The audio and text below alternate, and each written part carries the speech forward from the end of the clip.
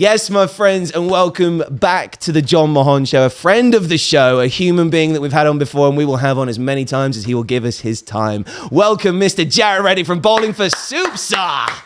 How's it going? I'm good, bro. How are you doing?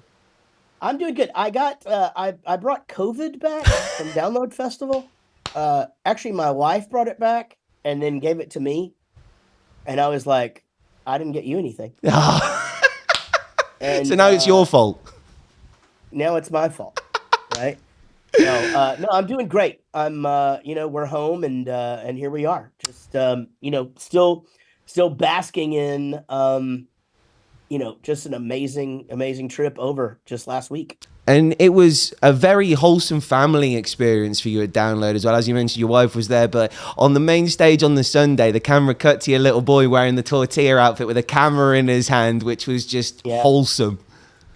Yeah, our photographer, tour photographer, Dave Kai Piper, is, he's just a wonderful human. And he, my son was over and my crew and band were playing Uno with him and teaching him to play cards and, keeping him busy. And Dave handed him a camera and let him just start taking pictures. And so, yeah, he got some good ones, but he was out there on stage in the tortilla blanket taking photos of us. And I introduced him. I just said, "That's my kid over there."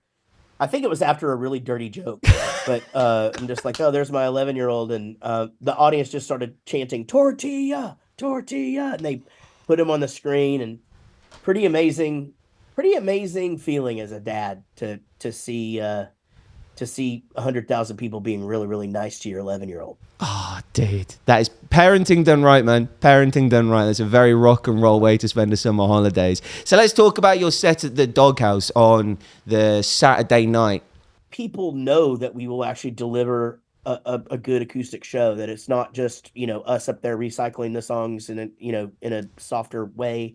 And there's just something about it. I remember we've done it a couple of times at Download and every time it's just people, really, really show up. And so that was magical. It's not what I thought, honestly, John. When they said you're going to go play this after party in the tent world or whatever, like when we showed up over there and I went into the tent itself, I'm just like, this is where we're playing. Like, I thought we were just going to be in a field somewhere with some lights shining on us, and because we've done that in Ireland before. Like they took us over to this acoustic tent. It's like there's another band playing, and like that, if people, in order for them to even hear us, they'd have to be like super close. And I'm just like, man, I hope people show up to this thing. This place is huge. And of course, it was raining. And so I'm just sort of hiding in the dressing room, from the rain and hanging out with my friends. And we've got a bunch of friends coming in and out, and I'm having some beers. And I did not see that place from the time it was empty until I walked on that stage. And it was just so insanely full. I seldom get taken aback by things like that, but I was just like, whoa, that's not what I expected to see. It's not what I expected my night to be. Let's go out there and do this thing. And it ended up being one of the highlights of our weekend for sure. That's so fucking awesome, bro. Because, I mean, like, first and foremost, you guys deserve it, like, without a shadow of a doubt. Like, that is your legacy and that is your imprint on the UK music scene. But also, considering the fact that, as you said, like, it's an acoustic set, like, in a campsite, not in the main arena. It's something that people have to go out their way almost to try and find. Like, people wanted it and they got it, which is just beautiful. Well, in between two DJ sets as well, which were bumping. I mean, like they had it going, and they were. I mean, they really did. It was like that tent was going crazy, and I just really didn't know. I mean, I've been doing this a really long time, 30 years, but I still don't take anything for granted. Like my feet are still on the ground; they are planted firmly on the ground because I've always been under the impression, and we've preached this to each other, me and the guys, for the whole time that we've been a band, is like, you just sort of never know, like when it's gonna, and obviously for us right now, it's a very interesting time because things are going up and up and up and up, and we're bigger now than we've ever been, not only just in the UK, but in Australia, in Germany, in Italy, in the United States. Like, it's the nostalgia, I think, is catching up to the fan base now. But I walked out there, and man, what a party we had. And we got some comedy in the front because they, I've gained some weight over the last few years, and the chair that they had out for me, I was just like, how I can't sit in this. Like, I go, everybody roll camera, because you're gonna get your TikTok moment tonight, because I'm gonna fall out of this chair. And so then the scramble for them during the first song to try to get me a different chair or whatever is really funny, and but my guitar tech isn't a small guy, and he looks exactly like me. And so, like, I was just like, what? Do you not sit in the chairs? Because this is the best one I can find. I'm like, well, you got to go look somewhere else, dude. I don't know. Because this chair ain't lasting 30 minutes. Yeah, and that ended up being such a good start to the show, because people knew, okay, we're in for some fun here. It's the end of our, I believe it was the end of their Saturday, right? Yeah. Saturday night was when you did the acoustic. Yeah. And so everybody's starting to get tired. They're a little worn out from drinking, obviously the mud and everything. It's everybody's in sort of the same sort of place. And I feel like that's why they always put us midday on a Sunday.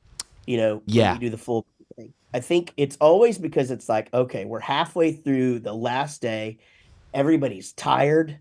They're like, everybody needs to laugh and sing. Yeah. And that's, I think, what our band brings. I feel like we're the best at it. I really do. Dude, 100%. I wholeheartedly agree with you, man. Because like, as a veteran of the UK festival scene, I've done my fair few, and having a band like yours sat there on the Sunday, and as you said, it's like last day syndrome. Everyone's tired.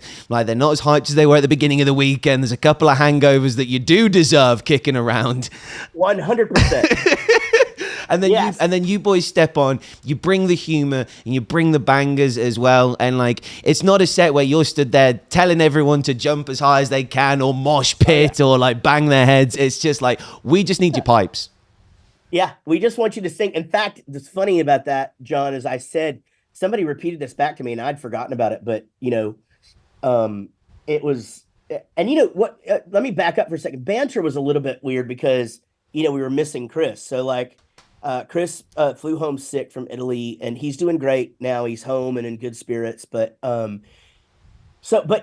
is something that I've relied on. I've never played. That was the second show I've ever played without Chris in Bowling for Soup in the history of our band, 30 years. And the first one was 2 days before at an Italian festival.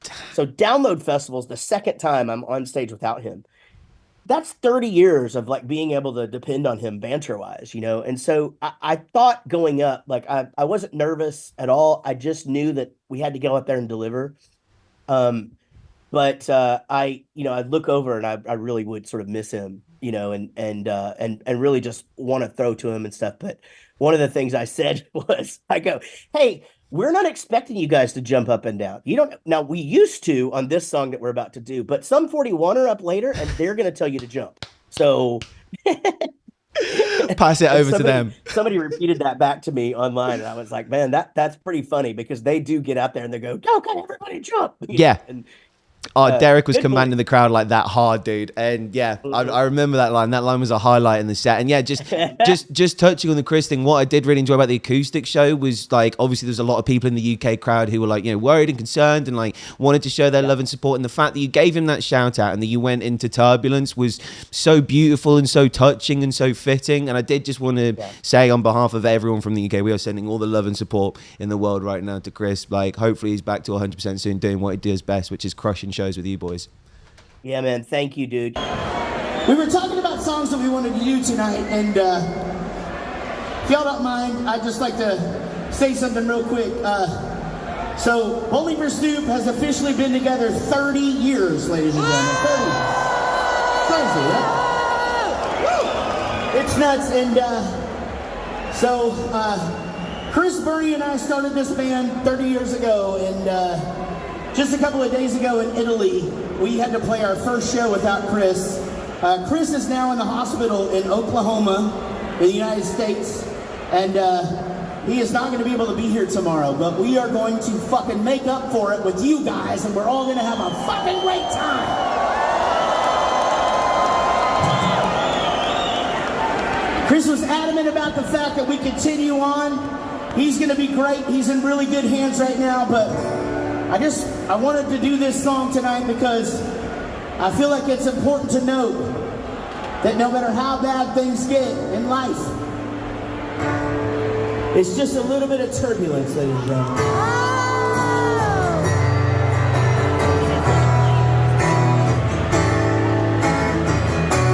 It's so hard to figure out which way to turn.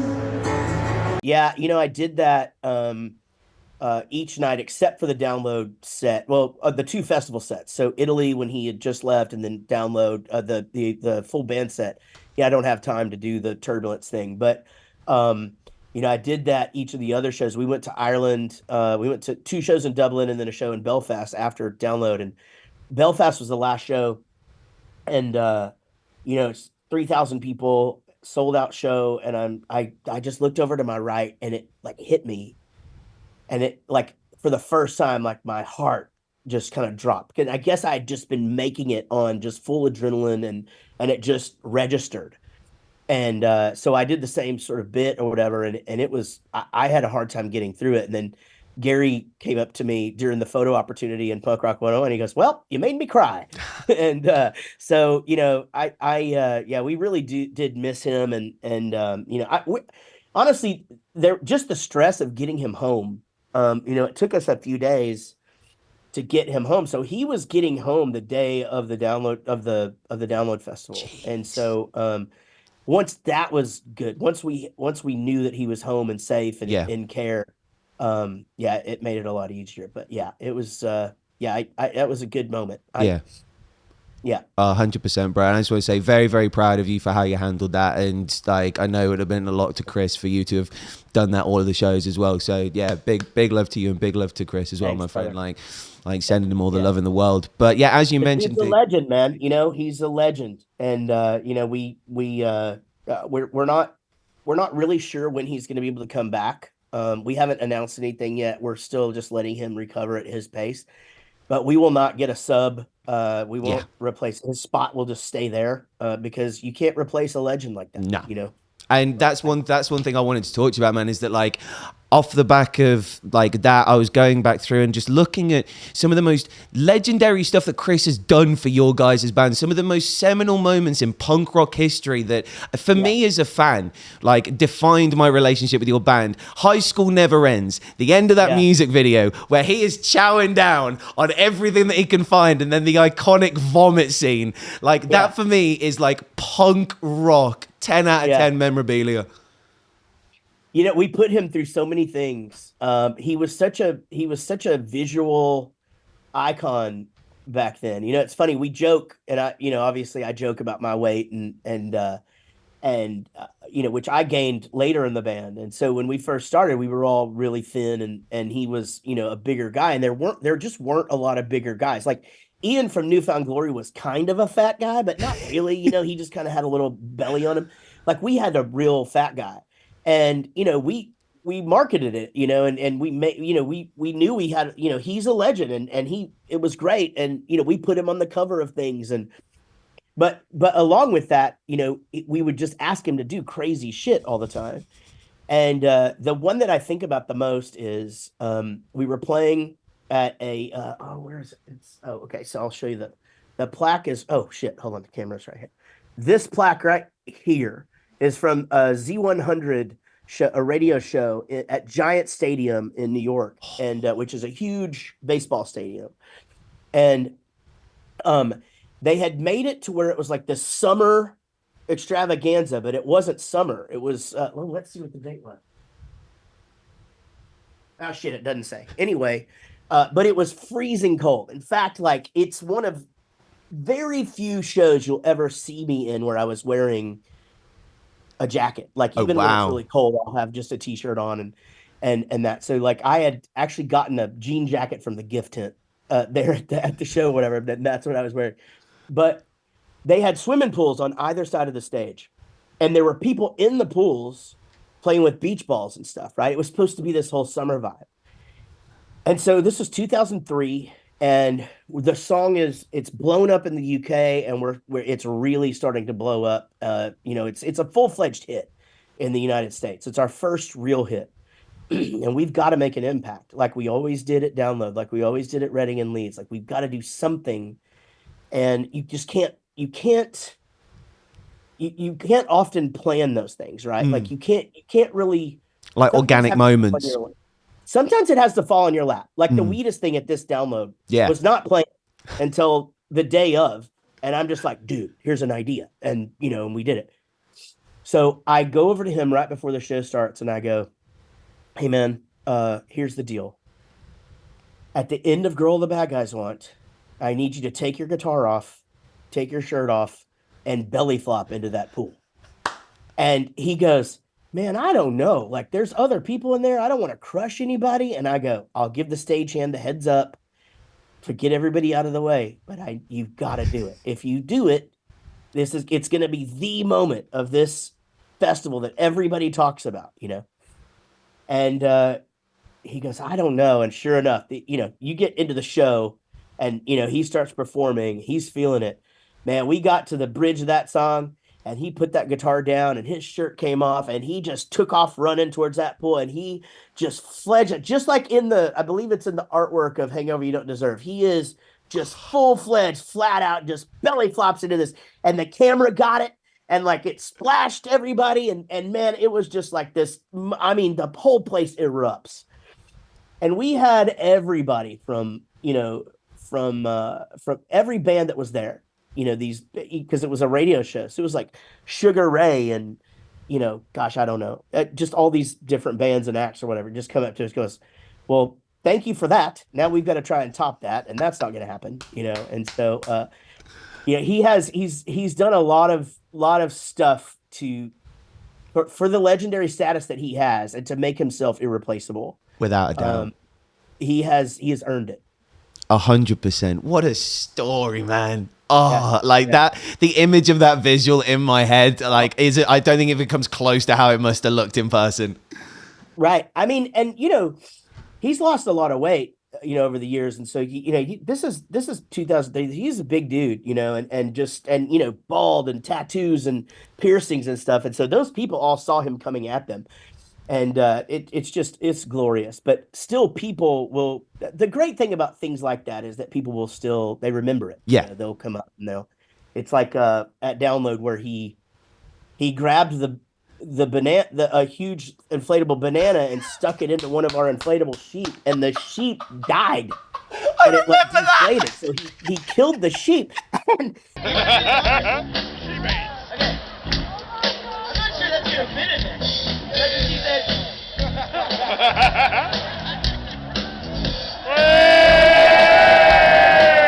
my God!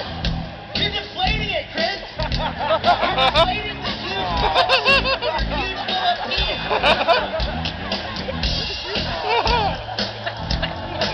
You killed it!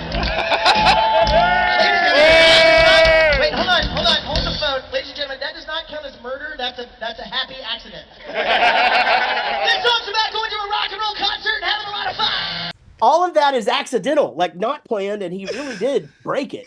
And so that's that. Then the next time we came, we had a knight come in and sacrifice the other one because but kill that sheep! Kill that sheep! Kill that sheep! Kill that Kill that sheep! Kill that sheep! Kill that sheep! Kill that sheep! Kill the sheep! Kill that sheep! She's tough. She's tough as hell. Yeah, punch her in the mouth. Minimal opponent, that sheep. I feel like the sheep is kicking your ass. He's got to sit down. Oh, she's dying. Oh, there she goes.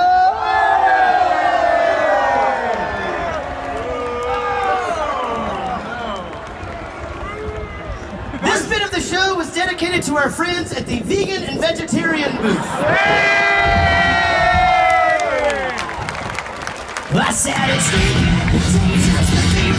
Yeah, I mean, again, you can't you can't replace a legend. 100%. And like one thing I wanted to shout out as well is his pioneering of guitar trick picks as well. Like the behind the back over the shoulder catch, like the one where he throws it, bounces the guitar off it and catches it. Yeah. Like gangster moves. He has one where he doesn't always land it, but that one behind the back, like I don't even, my arm doesn't do that. Like I don't know how he does that, but, and I'm sort of the comedy of the whole thing because I never catch them. I throw them, but like I never have really gotten it down.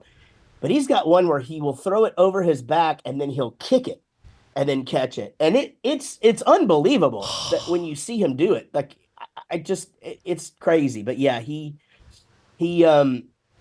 took what Rick Nielsen from Cheap Trick started, and he has made it an art. For sure. Without a doubt. Like, as NFL commentators would say, for a big man, he sure can move. It is absolutely true. Yeah, that is true. Oh, my days. Well, you alluded to it earlier, my friend. Brendan from Wheatus came out during your set at Download Festival. And as you said, it's just one of those beautiful moments where stars just align. And that was to announce the fact that you guys are going to be going on your biggest UK tour to date. There's no doubt about it. Like, the rooms that you're playing go up to 10,000 people. Yeah, it's this past February we did our biggest tour ever, and it was our biggest headline show ever was at Cardiff Arena, and so yeah, this one it started out to be smaller, and it was supposed to happen in December. And then it got moved to February, and then it got bigger and bigger. And it got moved because we had an opportunity in Australia that we couldn't say no to. Yeah. We haven't been there quite some time. So we're going to Australia and playing some festivals, and it'll be summer there, right? So it's like, well, shit. Yeah, let's go spend summer in Australia in December.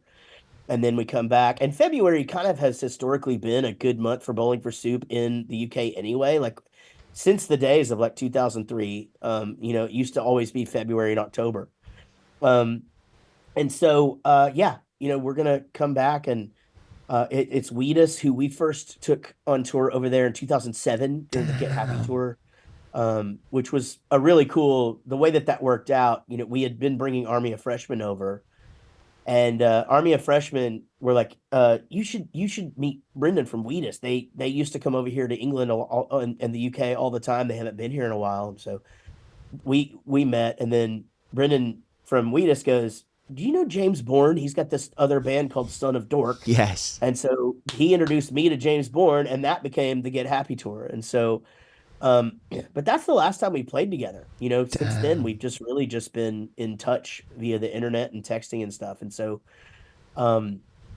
excited.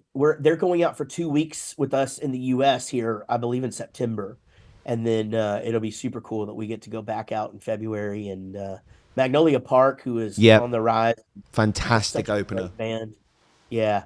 I mean, those guys are pushing the limits, they're really sort of expanding what it is this genre can be, and I think it's good. They're amazing. 100%. That 10 for 10 tune that they've got is an absolute rage. We play a lot of their stuff on Daytime Kerrang radio as well. Like they've been making just big radio friendly sounding like modern pop punk anthems. Like, it's how pop punk has evolved, like on the serious side anyway. Like bands like Neck Deep were like the sort of go-to serious pop punk band for a while with the kind of style that they were writing. But now in terms of that serious pop punk edge, I feel like Magnolia Park have redefined, especially with like the use of modern day production, like synthesizers and a bit of auto-tune and some like vocoders and all that kind of stuff. Like, it's given the genre just like that modern 2024 feel. Yeah, and he has a he has a certain look about him too, and they really are really good at social media and videos and things. And so we have played with them one time, and unfortunately I wasn't allowed to watch I was not allowed. I wasn't able to watch the show. It was an insane one-off with us, Less Than Jake, Magnolia Park, and Sum 41, and they were first, and it was at this kind of smaller club, and you couldn't get in. So I was like, well, I'm not going to get to watch them today. So I'm excited to be able to watch them for a couple of weeks. Hell yeah. And like, as we mentioned, like, these are some massive rooms you're doing. You got Blackpool, Edinburgh, Stockton-on-Trent, Manchester, Wolverhampton, Plymouth, Swansea, Nottingham, Brighton, and Bournemouth. And it's that Nottingham one for me, bro. February the 13th. That arena's 10,000 people. I'm excited about it. You know, I'm also excited that you know, going back and hearing all those. You know, we hadn't played Blackpool. We played Blackpool for the first time about 3 years ago. 3 years ago, and it was massive. And we had only just hung out there before. And here's another story for you. We had hung out in Blackpool on a day off before. And of course, everybody's like, "Oh man, you go to Blackpool, you guys are gonna get you're gonna get so drunk, you're gonna be knackered, like you know, it's a party town." Anyway, so I actually ended up so drunk they had to wheel me back to the bus from the boardwalk on a rolling like dumpster, like a rolling Oh, a wheelbarrow. like a dumpster on wheels. like a huge trash can. Yeah. I know the ones you mean. Yeah, biffa bins we call them. Yeah. So I had remembered that, and I was like, man, I think I have a photo of that. And I went back and found the photo. And so when that was the first show of the tour. And so when I started telling them about the only time that we had played at Blackpool, I showed up on the screen, and it's me getting wheeled back, and I'm just out of it. And you can see him like trying to help me down, and so it was we had some good times there before. So I'm excited to play there, and obviously, you know, Nottingham Arena and Newcastle, and I'll tell you, I'm stoked that we get to play Manchester again, because a lot of times when we've played a city like that, especially we did 2 nights last February, the powers that be will be like, well, we've got to skip it this time, and I was like, I don't know why you skip like the place that always sells out, like, yeah, like. So I'm glad we're going back, and it's just going to be great. Bournemouth is, I believe, the fastest selling show of the tour so far. Damn, the Southerners showing you a lot of love. Because yeah, I mean, like, Manchester is a place on any touring card. Like, I always find like gigs in Manchester that you do get a very Larry crowd in Manchester. Like, it'll be like your Manchesters, your Glasgows, especially. Like, Glasgow's always a rowdy show. Like, Wales seems to have been treating you very nicely, with that Cardiff show being your biggest one, and now you got the Swansea Arena in there too. Mm-hmm. Yeah, no, Manchester historically, it's fun. Here's another little tidbit for you. When our first headline, like big headlining tour, was 2003 over there, and we played Manchester Academy, and it sold out, and I would just like, I couldn't believe the crowd, you know, and I was just like, Manchester's my favorite place to play. And then so we did some article where they were like, we want each of you to pick your favorite football team, and they were just like, you know, so just research it or whatever. And Chris already knew, he was already up on it, and he picked Chelsea. And interesting. So I picked Manchester United because I just liked Manchester, but I didn't realize I was picking the Yankees at the time, you know? Yeah. And so every time I would say it, somebody would make fun of me, you know? And I loved it, because I love the interaction back and forth anyway. But yeah, Manchester historically has just been, just because of that first show, just one of my favorite places to play on the planet. And then, as you said, man, you're right about Glasgow. That audience is always really, really rowdy. Yeah, like as soon as you hear those here we fucking go chants, like, you know what you're in for. Yeah. And you know my rebuttal to that, when they chant here we fucking go, I'll go, there we fucking went, and then they'll chant that back. That's genius. And dude, like your crowd interaction, man, has just gotten better and better over the years. And I'd go as far to say, as terms of like having an audience in the palm of your hand, like in a very like positive, everyone in the room's smiling, everyone in the room's laughing, everyone in the room's having a good time. You're the GOAT, man. Like, I can't think of anyone better that makes it feel like it doesn't matter if it's 300 people, 3,000 people, or 12,000 people. You make everyone in that room feel like they're sat opposite you at a bar, just having a drink, sharing a cold one, and telling stories and laughing and joking, man. It's an absolute art form watching you go to work on stage.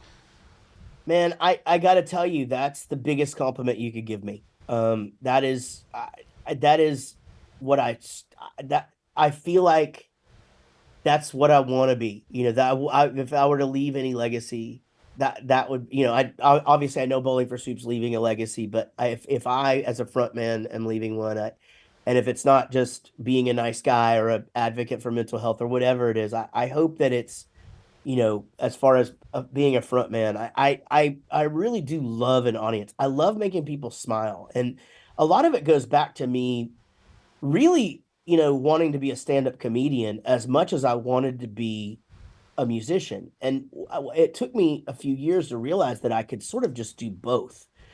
And even in crowds early on that really weren't even there for us, or that didn't really like us, I was like, man, they don't know our songs. We could win them over just by engaging and doing something that other bands, obviously I know NoFX does it and Blink-182 do it, and they have their things or whatever, but I do it a little bit differently in that, like, I try to, well, I guess Mike does it too, but as you said, I try to include them in the show and to make it to where, like, it does feel like you're just in the backyard at somebody's house and your friends are just playing a show, and you're a part of it, and like I said, I keep for the most part, really, really positive. And if I do take the piss out of somebody, I try to always reel it back and make sure that they're still laughing and all that. But I appreciate that, man. That is and especially as many shows and artists as you've seen, I gotta say that's a very, very big compliment. No, 100%, bro. I mean every single word. And I'll come back to stand-up comedy in a second, because I saw your post on Instagram the other day, and I'm a big stand-up guy myself. So I want to ask you who your goats are in a second on the stand-up front. But one thing that I did want to talk about, especially on the nature of like your live shows and how you've interacted and you've broken that fourth wall with the crowd. One of my favorite things I've ever seen you do on stage was on that last headline run when you were playing Ohio, doing the Come Back to Texas song.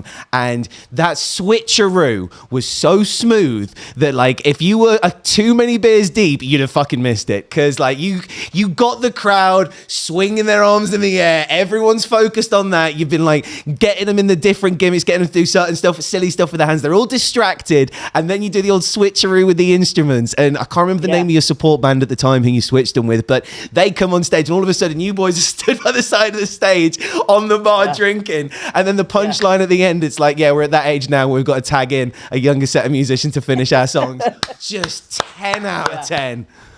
Yeah, that was the Vandaliers. And what's funny is I had told them before the tour, I'm like, hey, y'all work up the middle of or the end of Ohio, and hopefully we can we'll tag out on it. And they obviously nailed it, and that's always a fun little bit, but yeah, it affords us to be able to go over to the bar and have a few drinks and watch our show. It's like, hey, we're pretty good. Not too shabby. Yeah. And are we ever going to get the Bowling for Soup version of Ohio, where maybe if you don't have a support band who could do that, where you bring in, is it the Eli Brown band who do the switch on the BFS one? Eli Young, that was it. Yeah, I love that switch, man. And the Matthew McConaughey shout out when you're doing like the Texas bits as well. I feel like he needs a shout out now. So that's on the country album. That on my Jaret Ray Reddick Just Woke Up album. And then no, you're right. It's not. Yeah, BFS version. The greatest hits. Yeah. I get so confused with that song because we cut it and then there's the original that's been around forever. And I do this bit sometimes in my country show where I go, Bowling for Soup first recorded this song in 2004, and then we redid it for our second greatest hits, and I changed the words to the middle part, and then I re-recorded it for my country album because it's a perfect country song, but I changed the words again. And what I'm trying to tell you is I have no idea how this song goes. And then I'll go into it and I just make up, new stuff. And so it's different every night. But the Eli Young band, man, they're so massive in the States. There's no possible way we're ever getting them over there. Okay, fair enough. But like, would you ever do the McConaughey shout out as just like a curveball one evening? Hell yeah. You know what? I should. So that's what I should do to kind of, we're about to be on the Hangover You Don't Deserve album tour. And I should learn the lyrics to the to the greatest hits version that has that in there, and then and that'll keep everybody guessing. Yeah, it's one of my favorite like modernizations of a song. Just the way you bring like some more recent Texas names out the hand. It's like, Matthew McConaughey. When have you ever heard his name used in a lyric before? Yeah, I know that's not an easy one to get in. No. Oh, but yeah, bro, rewinding, you went on Instagram the other day and like you shared like a beautiful thing. It's like who you are and like what you love and then what you do. And like I always loved seeing like artists like do posts like that. And you said stand-up comedy was the thing that you love. And you mentioned it's been a massive influence on you. So who are some of your greatest stand-up comedians of all time? Well, I think George Carlin is the GOAT. I think he's the, and I know that culturally, I know you guys, you have different stand-up comedians in the UK, and I know that the audience is predominantly UK here. I am going to keep it to who I do think are the greatest in the world, but I without doubt want to shout out. I do think Jimmy Carr is a genius, and but what I like about him is I do enjoy like the one-liners and the just not giving a fuck. Like, yes, about how insanely inappropriate he can get, and that leads me to probably my second favorite American stand-up comedian is named Anthony Jeselnik, and he is very, very inappropriate. What a guy. What a guy. I love him so much. And then Mitch Hedberg, when we're talking one-liners, I think was one of the greatest. And then of course there's probably the greatest stand-up besides George Carlin was actually Steve Martin, who most people know as an actor. Yep. But he was the first ever arena stand-up comic. Damn. And the name Bowling for Soup comes from his stand-up special. And so I've got to give props there. No way. What was the context of the joke? Was Bowling for Soup the punchline? Yeah, he was working on a television show called Bowling for Shit. And so we were starting our band. Our band was sort of like two bands that were breaking up and combining, and we just needed a placeholder. So it was just like, let's just call our band Bowling for Shit. And you couldn't call your band Bowling for Shit in Wichita Falls, Texas in 1994 and get it printed anywhere. And so we changed 3 letters, and it became Bowling for Soup, which made 0 sense and still doesn't.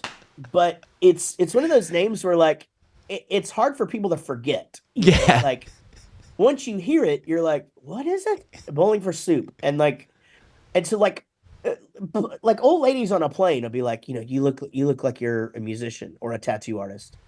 And then I'll go, if they say tattoo artist, they go, no, I'm a musician. And they'll go, well, that makes sense too. What's the name of your band? And I'll go, Bowling for Soup. And they always say it really slow. Bowling for Soup. Right? And so then as you're getting up to get off the airplane, they always turn back and go, Bowling for Soup. I'm going to see if my kids know who that is.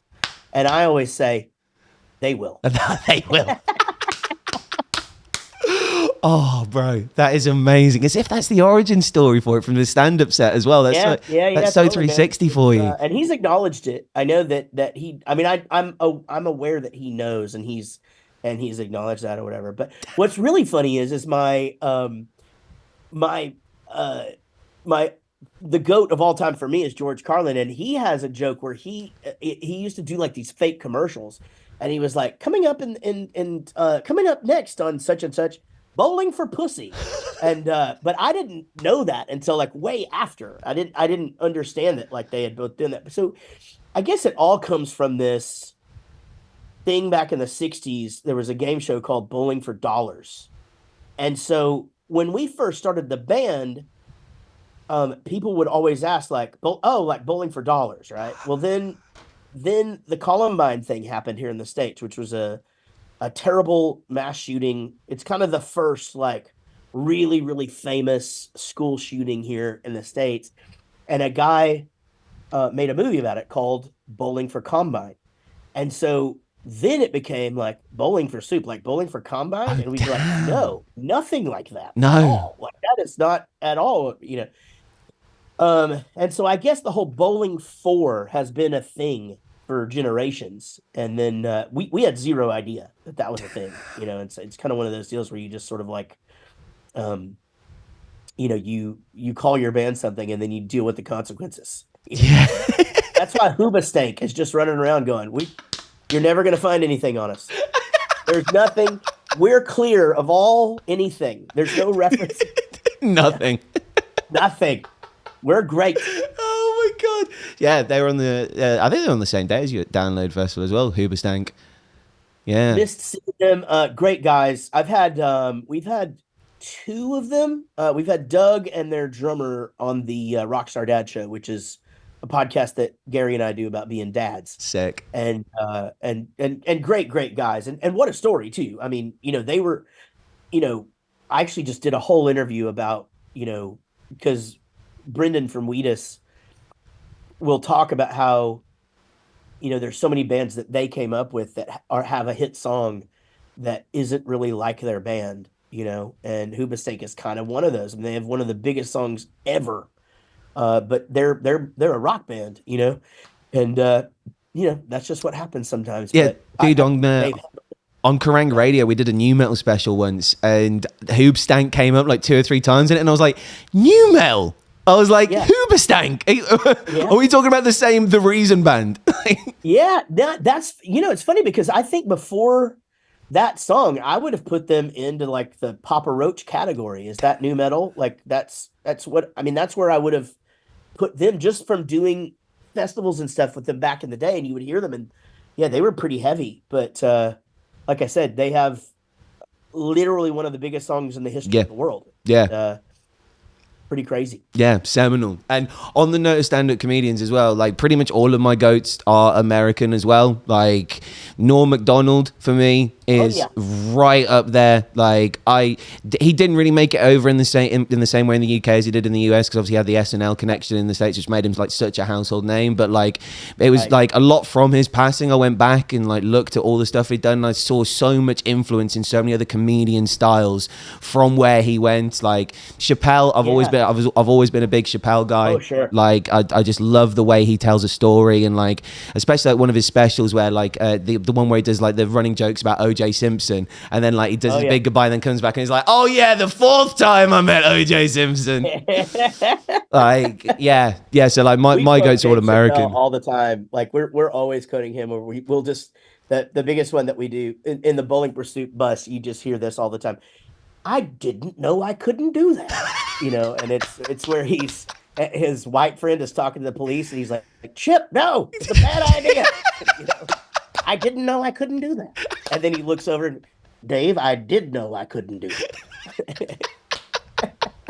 Yeah, it's so great. And Norm Macdonald, to me too, like I could see why I would wonder what his, like underground UK fan base would be like, because he does sort of have like it's the dry delivery that is the thing or whatever. But like the thing I like about him, and I'm late into the game too. I really wasn't a huge Norm Macdonald fan, but I am now. I read his book, and I get it. Like it's just the making the whole room uncomfortable. Yeah, and in a way that is so funny. But he was definitely really, really special, that guy. Oh, without a doubt, dude. Like without a doubt, like so many of like the interview clips and the podcast clips that have resurfaced like since his passing, where like my one favorite one is like where he's talking to the guy who plays the sportscaster in Anchorman, and he's like, oh, what do you like to drink? IPAs. He's like, oh, what's that? International Pale Ale? It's like India Pale Ale. And turns to the other guy, like, what do you like to drink other than fucking jizz? And it's like so unnecessary.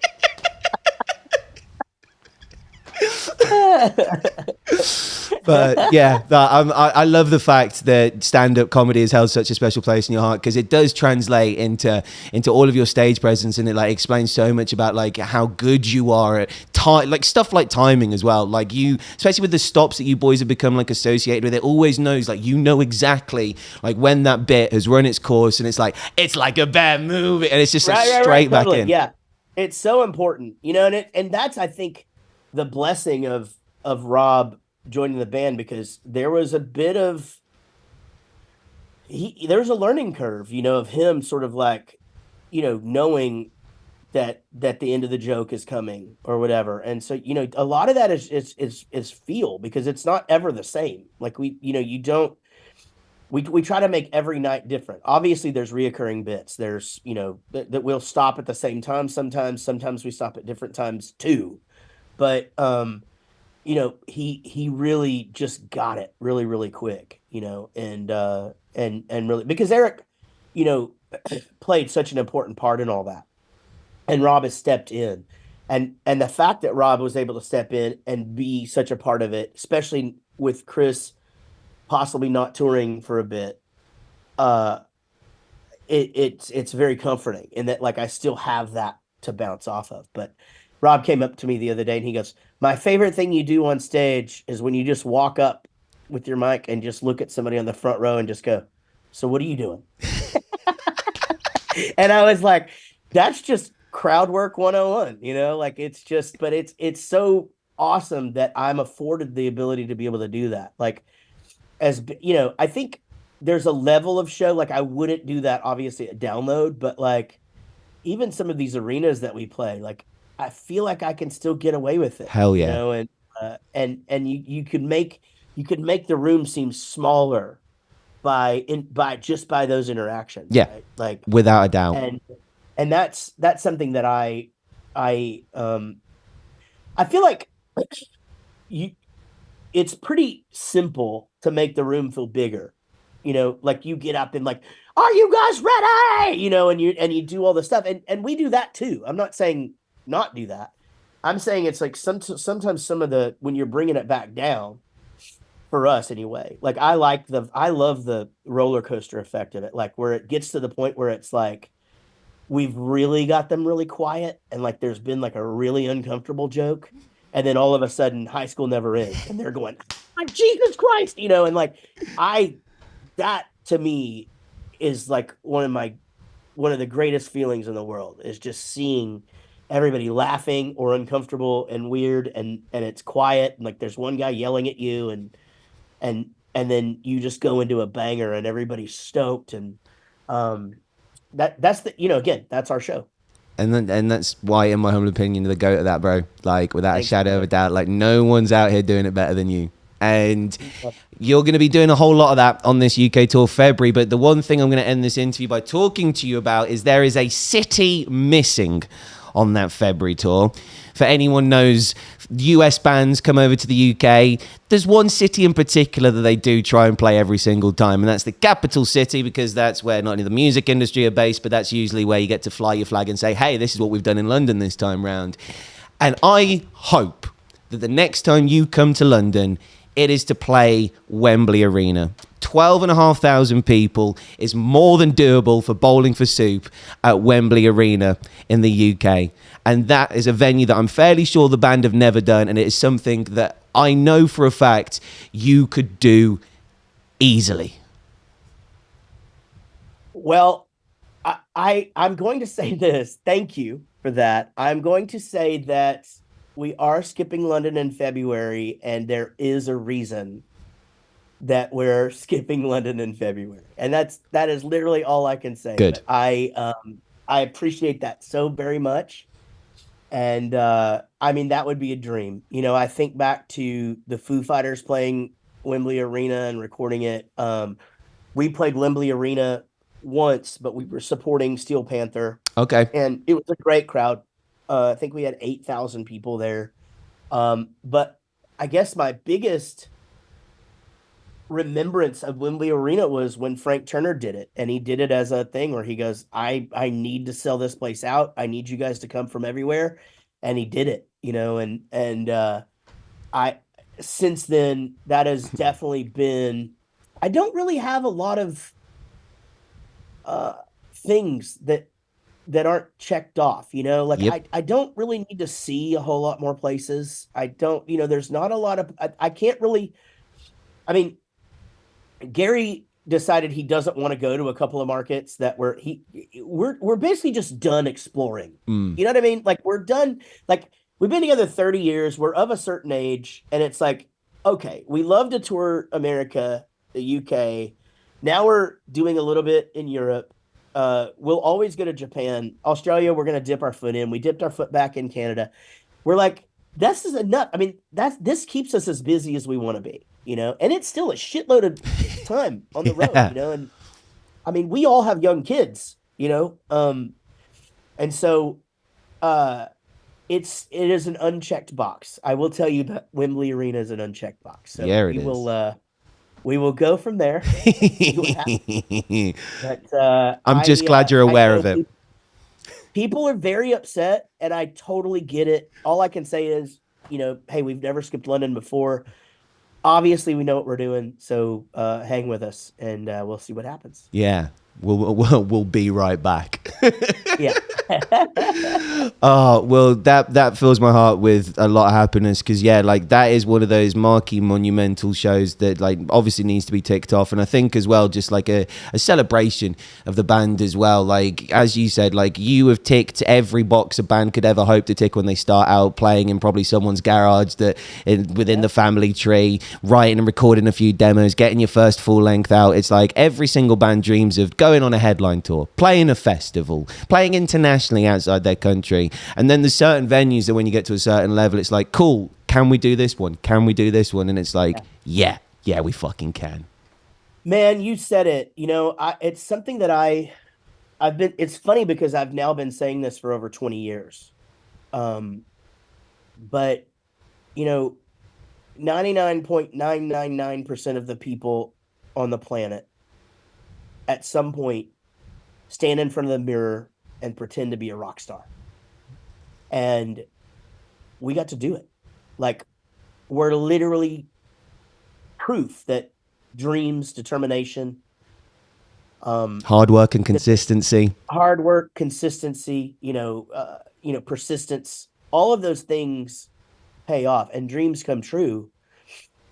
And so this is a twofold thing, but yeah, I mean, it's funny because being a dad, my kid could come up to me and say, I want to be a YouTuber.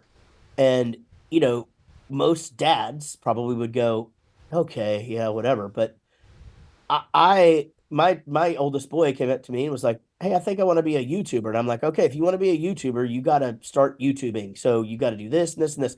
I like made him a black corner in his room. Such as yours. I put a light like that blue light over, and I like made him an area to do. Okay, start doing it. Here's right. You got a phone. So being someone whose dreams have come true, and Gary's the same. It certainly makes you a father that is like, I mean, you can literally do anything you want. Like you want to do, you just got to work hard at it. And I even my children, I think, don't really get what that sacrifice is like. But I think that they will go out there and do what it is they want to do in life, and but yeah, you got to give up a lot. But I got off topic. Point is, dreams come true. My dreams have come true. I've seen a whole lot of shit. I've played pretty much everywhere I've ever wanted to play. We got most of the talk shows we ever wanted to do. We didn't get David Letterman or Saturday Night Live. Those are off the table now. But man, we've gotten to do a whole lot of cool shit. And so we are 100% living proof that you get out there and work your ass off. You can do whatever you want. Hell yeah. Hell fucking yeah. And London, be patient. All right. London, please, for the love of God, be patient. And I promise there is always a method to the madness, but that's all I can say. And I'm not trying to be cryptic or funny. I just, it's funny.